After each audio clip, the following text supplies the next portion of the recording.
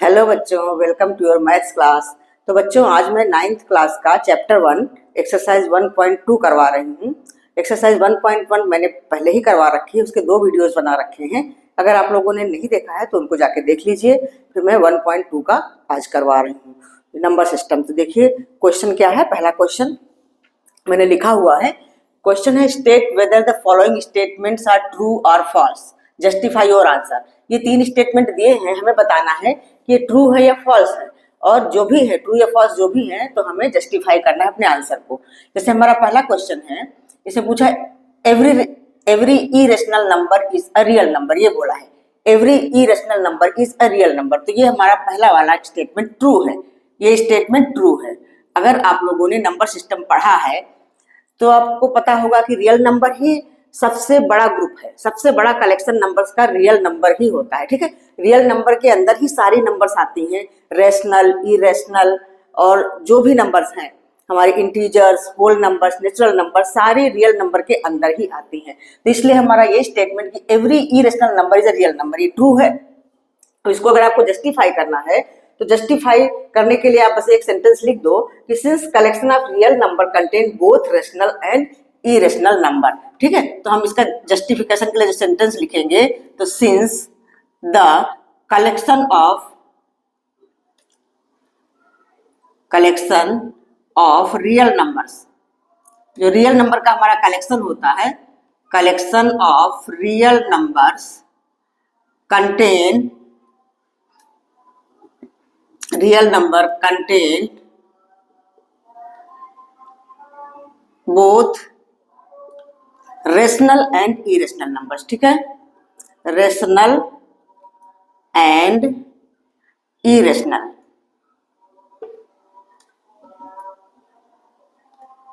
irrational numbers।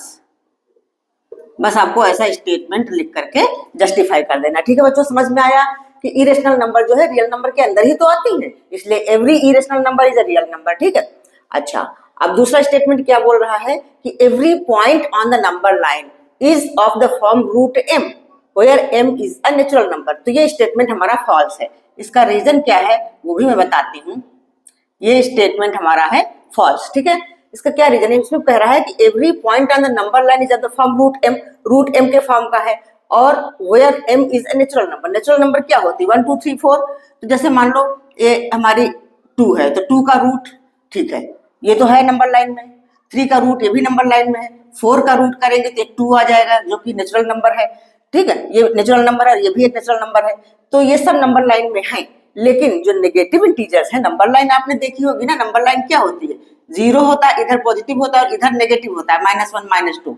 जो negative है वो रूट के अंदर से कैसे निकलेंगे। ठीक है, कभी भी रूट के अंदर से नेगेटिव नंबर जो निकलती है वो रियल नंबर नहीं होती। ठीक है, वो नंबर लाइन में आती ही नहीं है, वो नंबर लाइन में फिट होती ही नहीं है। ठीक है, तो बस इसका रीजन हमको ये देना है कि because no negative number can be the square root of any natural number. ठीक है, इसका रीजन में क्या देना है कि no negative number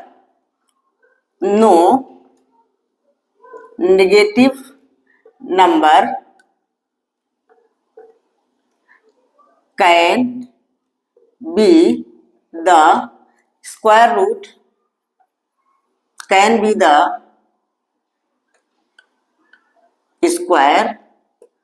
root of natural number. क्योंकि नेचुरल नंबर का जो भी स्क्वायर रूट निकलेगा वो पॉजिटिव निकलेगा, नेगेटिव नहीं निकलेगा। अगर मतलब रूट के अंदर कोई नंबर नेगेटिव है तो फिर वो हमारे रियल नंबर सिस्टम में होगी ही नहीं, वो आगे कॉम्प्लेक्स नंबर में हो जाएगी, जो आगे बड़ी क्लासेस में आपको सीखना है। तो no negative number can be the square root of natural number.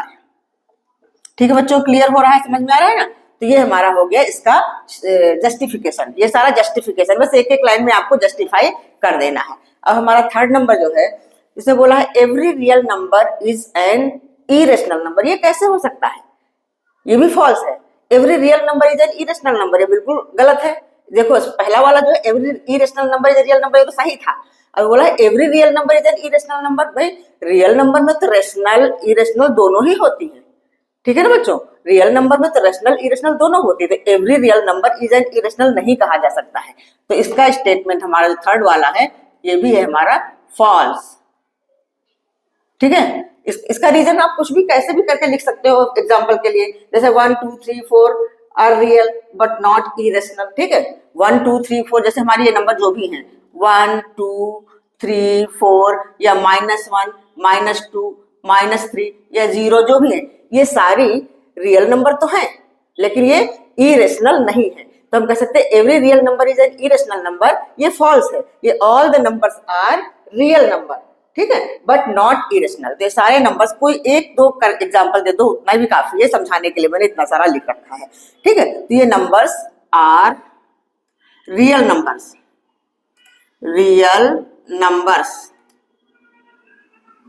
But not irrational, irrational तो नहीं है ना ये, ठीक, ये रियल नंबर है लेकिन इरेशनल नहीं है। तो बस इसी तरह आपको करना है, पहला वाला हमारा ट्रू है और दोनों सेकंड और थर्ड दोनों ही फॉल्स हैं, ठीक है। क्लियर हुआ बच्चों, समझ में आया? तो स्टेटमेंट कैसे लिखनी है मैंने आपको समझा दिया, बस ऐसे ही लिखना है। तो अब चलिए इसका क्वेश्चन नंबर 2 कर लेते हैं बच्चों। ये है क्वेश्चन नंबर 2, इसमें पूछा है are the square roots of all positive integers irrational, क्या सारे पॉजिटिव इंटीजर का स्क्वायर रूट इरेशनल होता है? तो नहीं, ऐसा तो नहीं होता है। इस तरह के क्वेश्चन पूछे जा रहे हैं कि आपका नंबर सिस्टम का नॉलेज कितना है ये टेस्ट करने के लिए, इसमें कुछ भी नहीं है, बिल्कुल सिंपल है। अगर आपको नंबर सिस्टम अच्छे से आता है तो आप इन सारे क्वेश्चंस के आंसर दे सकते हो इजीली। तो यही पूछा है are the square roots of all positive integer irrational, तो नो, इसका आंसर होगा नो। इसका मतलब क्या है? Square roots of all positive integers irrational, irrational number क्या होती है? इरेशनल नंबर वो होती है कि जिनका स्क्वायर रूट हम पूरा अच्छे तरीके से नहीं निकाल पाते, जैसे प्राइम नंबर्स के स्क्वायर रूट से √2 √3 √5 या फिर 1.001 इस तरह से जो नंबर लिखी होती हैं, ऐसे नंबर इनको भी इरेशनल बोलते हैं। 1 पॉइंट फिर 0 लगा दिया 1 1, फिर 2 0 लगा दिया फिर 1 1, फिर 3 0 लगा दिया फिर 1 1, ऐसी नंबर भी इरेशनल कही जाती है क्योंकि ये नेवर एंडिंग है, ये कभी खत्म ही नहीं होंगे, जीरोस की संख्या बढ़ती जाएगी और 1 1 लिखते जाएंगे, ठीक है। तो ऐसी इरेशनल नंबर होती है।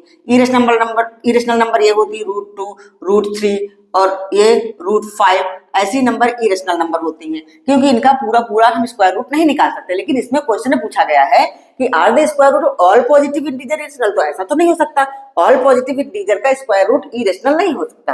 तो हम अगर एग्जाम्पल दें तो फॉर एग्जाम्पल के लिए हम कुछ भी दे सकते हैं, बहुत सारे एग्जाम्पल है, कोई भी एक नंबर दे दो। जैसे हमारा है सबसे पहला सबसे छोटा जो है 4 का स्क्वायर रूट क्या निकलता है? 2 निकलता है, जो कि रेशनल नंबर है। 2 which is rational number, irrational तो नहीं है ना, which is rational number, which is rational number, ठीक है बच्चों, समझ में आया? दूसरा एग्जाम्पल भी दे सकते हो, कौन सा? √9 का, √9 = 3 आ जाएगा, इसको भी रेशनल नंबर लिख लेंगे। और भी है 16 का, √16 की वैल्यू 4 आ जाती है जो कि रेशनल नंबर, इरेशनल तो नहीं, हाँ √2 √3 √5 इरेशनल हो सकता है। तो square root of all positive integer irrational नहीं होंगे, रेशनल भी होते हैं और इरेशनल भी होते हैं। इसमें ये नहीं हम कह सकते खाली इरेशनल ही निकलेंगे, ठीक है बच्चों। तो इसका हमारा आंसर ये पूरा हुआ कि no, square roots of all positive integers are not irrational, they can also be rational. जैसे ये हमारे एग्जाम्पल हमने दे दिए, 3 एग्जाम्पल 4 एग्जाम्पल, बहुत सारे एग्जाम्पल्स दिए जा सकते हैं। एक एग्जाम्पल देने के लिए बोला है तो आप खाली ये वाला एग्जाम्पल दे दो, ये वाला दे दो, कोई सा भी दे दो, ठीक है बच्चों। क्लियर है, समझ में आया? तो एक क्वेश्चन है क्वेश्चन नंबर 3, उसमें आपको थोड़ा पेंसिल और कंपास से काम करना पड़ेगा। तो उसमें हमें √5 को नंबर लाइन में डिपिक्ट करना है, √5 को नंबर लाइन में दिखाना है। कैसे हम नंबर लाइन में उसको दिखा सकते हैं? तो चलिए हम उसका तरीका आपको बता सकते हैं और आप पेंसिल और कंपास की सहायता से करोगे तो वो कर लोगे, ठीक है। चलिए क्वेश्चन नंबर 3 भी कर लेते हैं। हम बच्चों यह है क्वेश्चन नंबर 3, इसमें बोला है so how √5 can be represented on the number line. Number line में हम √5 को कैसे रिप्रेजेंट कर सकते हैं? तो देखो आपकी बुक के एग्जाम्पल में √2 और √3 को रिप्रेजेंट करके दिखाया हुआ है, तो बस उसी के आगे हमें √5 को रिप्रेजेंट करना है उसी तरह से, मतलब हमें प्रोसेस वही करना है, शुरुआत वही से करनी है, √2 से ही। तो हम क्या करते हैं, हम एक नंबर लाइन ड्रॉ कर लेते हैं। तो यहाँ पे हमने देखो राइट साइड में पॉजिटिव नंबर्स होती है, लेफ्ट साइड में नेगेटिव होती है, तो आप लोगों को पता ही है। तो हमने एक ले लिया है OA 1 यूनिट। देखो यहाँ ये 0 है तो 0 को O ले लिया है, इस पॉइंट का नाम O दे दिया है, और जहाँ पे 1 है उसका नाम A दे दिया है। तो हमने वही ले लिया है, टेक OA = 1 यूनिट। फिर draw AB perpendicular on OA, AB जो है परपेंडिकुलर हमने डाल दिया है OA पर, और AB भी हमने 1 यूनिट ही लिया हुआ है। AB भी हमने कितना लिया है? 1 यूनिट लिया हुआ है। तो पाइथागोरस थ्योरम आप लोगों को पता है क्या होता है, राइट एंगल ट्रायंगल में अगर हमें हाइपोटेनस निकालना होता है तो hypotenuse square equal to base square plus perpendicular square, ऐसा होता है ना। तो यहाँ पे बेस ये है, परपेंडिकुलर ये है और ओ बी हमारा हाइपोटेनियस है। तो बाय पाइथागोरस थ्योरम हम इसको निकाल लेते हैं ओ बी को। तो by Pythagoras theorem, by Pythagoras theorem, Pythagoras theorem क्या होगा भाई, ओबी की वैल्यू क्या होगी, OB square equal to O square plus A B square. तो ओबी क्या हो जाएगा, रूट ओवर ओ ए कितना है 1, तो 1 की स्क्वायर, और ये क्या है दूसरा वाला, ये भी 1 यूनिट है। तो ये हमारा कितना आ जाएगा, 1 स्क्वायर 1 प्लस 1 मतलब रूट 2 आ गया। ये हमारा आ गया रूट 2। ओबी जो है कितना आ गया, रूट 2। ठीक है बच्चों, क्लियर समझ में आया।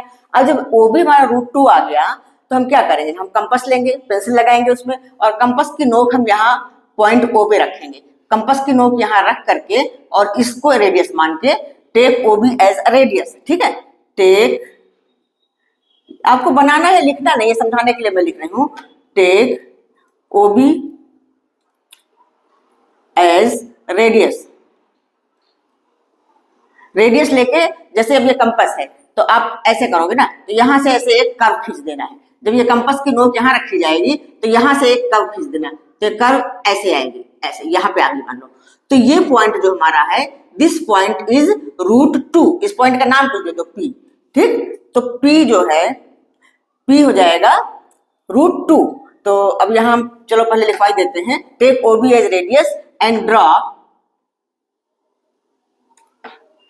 एन आर्क, एक आर्क कहां पे, on number line, number line. ठीक है बच्चों, तो ये हमारा पॉइंट पी पे आके मिला, तो पी हमारा आ गया रूट 2। ठीक है, क्लियर हुआ, समझ में आया। तो ये आर्क जो पी पे मिली है रूट 2 हो गया, पी हमारा क्या हो गया, रूट 2।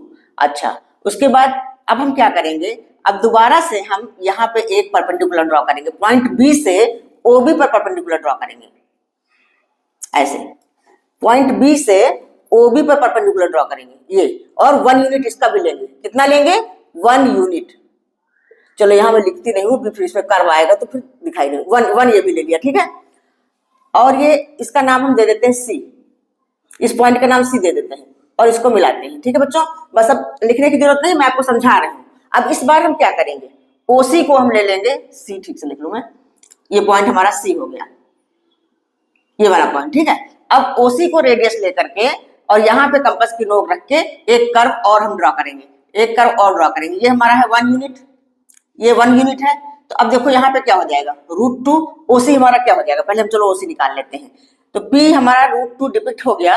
अब ओसी क्या हो जाएगा, ओसी इक्वल टू हो जाएगा रूट ओवर रूट 2 का स्क्वायर